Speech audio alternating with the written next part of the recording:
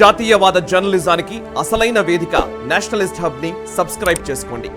Notifications కోసం bell icon పై click చేయండి. ఇక నెక్స్ట్ అంశము కాంగ్రెస్ పార్టీ. నిజానికి కాంగ్రెస్ ఎంత దిగజారుతోంది అనడానికి యాక్చువల్లీ ఒక ఉదాహరణ చెప్తూ ఉంటారు. నెహ్రూ పీరియడ్కి, ఇందిరాగాంధీ పీరియడ్కి, రాజీవ్ గాంధీ పీరియడ్కి. ఇంతకుముందు ఏదైనా అపోజిషన్ ఇష్యూస్ ఉన్నాయంటే నెహ్రూ కొంచెం అందరినీ పొగిడేవాడు, వాజ్పేయి లాంటి వాడిని కూడా పొగిడాడు. వాజ్పేయి గారు చెప్పిన జోకే అనుకుంటుంది నాకు తెలుసు. వాజ్పేయి గారిని పొగిడేవాడు. బట్ ఇందిరాగాంధీ పీరియడ్ వచ్చేసరికి పొగడ్డం ఆగిపోయింది, మాట్లాడడం వరకు వచ్చింది. రాజీవ్ గాంధీ పీరియడ్ వచ్చేసరికి ఇక మాట్లాడడం కూడా ఆగిపోయింది. ఈ సోనియా గాంధీ పీరియడ్ వచ్చేసరికి విపరీతమైన దూషణలకు వచ్చింది అని చెప్పేసి అప్పట్లో జోక్ యాక్చువల్లీ చెప్పేది.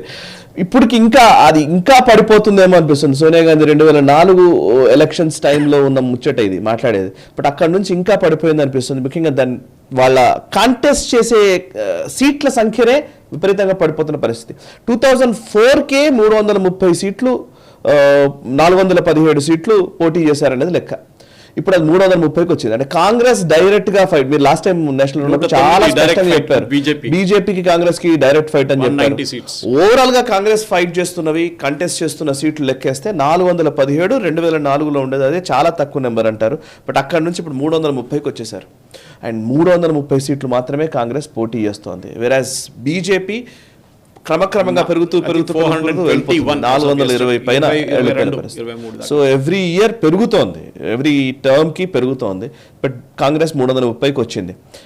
వీళ్ళు మ్యాజిక్ ఫిగర్ 270, మ్యాజిక్ ఫిగర్ కి 330 సీట్లు పోటీ చేస్తున్న పరిస్థితి. ఆలోచించండి. యువర్ స్ట్రైక్ రేట్ అంటాం మనం. ఇప్పుడు క్రికెట్లో కూడా పాలన్స్ ఉంటుంది. అంటే మీరు ఒక 60 బాల్ ఫేస్ చేసి what will be your strike rate against that. ఒక కన్సిస్టెంట్గా ఇన్నింగ్స్ చూస్తూనే ఉంటారు. ఇన్నింగ్ తర్వాత ఇంకో మ్యాచ్ తర్వాత ఇంకో మ్యాచ్. స్ట్రైక్ రేట్ మీద ఎంత ఉందని. ఒకసారి స్ట్రైక్ రేట్ 100% ఉంటుంది. అది 60కి పడుతుంది, 70కి పడుతుంది. కానీ కాంగ్రెస్ ఎట్లా అయిపోయిందంటే మీరు చెప్పినట్ల 2004లో వీరు 417 సీట్లు పోటీ చేశారు సాయి గారు. కానీ అది 2024కి వచ్చేదాకా 330కి వచ్చింది. ఎందుకంటే అలయన్స్ పార్ట్నర్స్ బార్గెన్ చేయడం మొదలుపెట్టారు. బార్గెన్ కాదు, లిటరలీ థ్రెటన్ చేయడం మొదలుపెట్టారు. కావాలంటే తీసుకో, లేకుంటే ఎల్లు గాయబ్. మమతా బెనర్జీ చెప్పింది కదా, నేను ఇస్తున్నాను 2 సీట్లు కావాలంటే ఆ 2 సీట్లు తీసుకోపో, ఎక్కువ మాట్లాడకు, నాకు 2 కాదు నాకు 12 కావాలంటే సరే గెట్ లాస్ట్ అన్నది. సేమ్ యూపీలో కూడా మాకు 25 సీట్లు కావాలన్నారు. 25 లేదు, ఏం లేదు, 12 ఇస్తా అన్నాడు. లాస్ట్ 17లో సెటిల్ చేసుకున్నారు. దాంట్లో చాలా మటుకు seats Congress no chance of winning. అట్లాంటి సీట్లు ఇచ్చాడు అఖిలేష్ యాదవ్. అది కాకుండా మీరు చూస్తున్నాం మహారాష్ట్ర వైపు కూడా శివసేన, అక్కడ ఉద్ధవ్ ఠాక్రే శివసేన కానివ్వండి, శరద్ పవార్ గారు ఎన్సీపీ, డిఎంకే తమిళనాడులో ఎక్కడా కాంగ్రెస్కి పై చేయలేదు సాయి గారు.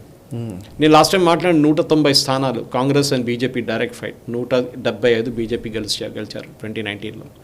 సో ఈ పర్టికులర్ వర్డ్ 2004 to 2024 20 సాల్ బాద్ అంటాం మనం. ఇప్పుడు Congress the lowest Tally of seats.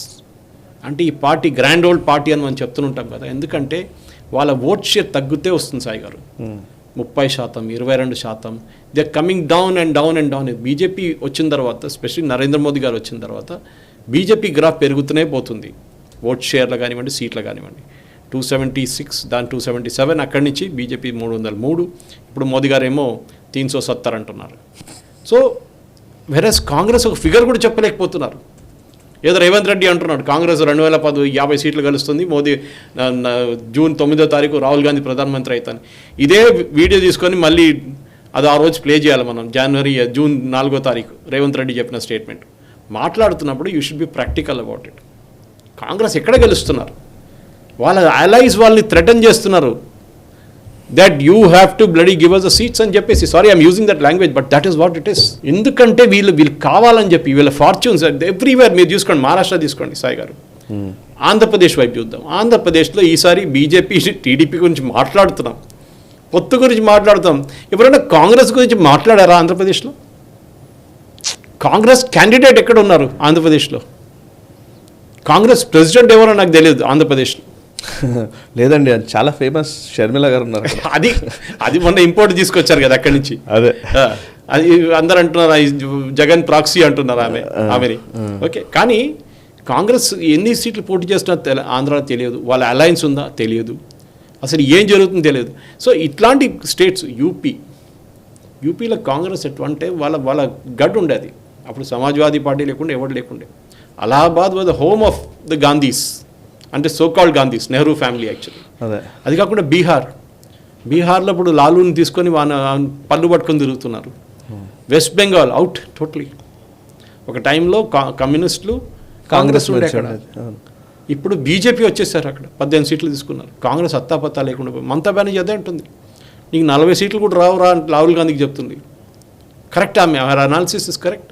So ఈ కాంగ్రెస్ ఏమైందండి, మహారాష్ట్ర కానివ్వండి, ఆంధ్రప్రదేశ్, ఎక్కడ వాళ్ళకి పోటీ చేయడానికి సీట్లు లేవు. ఎందుకంటే మీరు ఈ 4 స్టేట్లు తీసుకోండి, 5 స్టేట్లు అంటే యూపీ, బీహార్, వెస్ట్ బెంగాల్, ఆంధ్రప్రదేశ్, మహారాష్ట్ర తీసుకుని 40% సీట్లు అయిపోతుంది సాయి గారు. 543లో 40% is from these states only. అక్కడ కాంగ్రెస్కి అసలు పరిస్థితి దారుణం. So that is where you're getting that number, Congress number. ఎందుకంటే వీళ్ళ కాన్ఫిడెన్స్ లేదు గెలవడం అనేది. కరెక్ట్. ఒక టైంలో మీరు చెప్పారు 1984లో 400+ సీట్ గెలిచిన పార్టీ ఇది ఆన్ దేర్ ఓన్.